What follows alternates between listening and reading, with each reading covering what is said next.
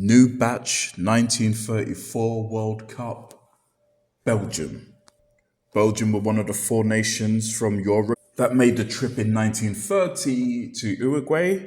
This time around, a shorter trip for them to Italy to compete at the second World Cup in 1934. Belgium qualified in a group of three with one of their neighbours, the Netherlands, and another nation in their group, Irish Free State, who would eventually become the Republic of Ireland. Belgium didn't win any of their games. They drew a 4-4 draw with Irish Free State and then lost to the Netherlands 4-2.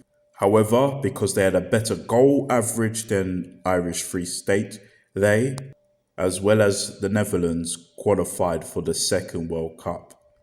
Only two players from the Belgium team that competed in 1930 returned, Louis Versip and Bernard Voorhoef, made the trip to Italy. Hector Gotik, the manager for the 1930 World Cup for Belgium, continued to manage for Belgium in the 1934 World Cup. In the previous tournament, Belgium was one of only two nations that failed to score, and they also lost both of their games, including one of the very first matches of the World Cup when they lost to the USA. Unlike the previous World Cup in 1930, Belgium couldn't afford to lose their very first match. Belgium were one of the unseeded teams, so not one of the top 8 ranking teams. They went up against Germany, who were a seeded team and one of 10 nations to make their debut at the World Cup. Belgium took on Germany in the Stadio Giovanni Berta.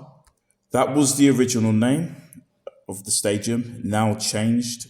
Stadium now known as the Stadio Artimo Franchi, where Fiorentina currently play their games.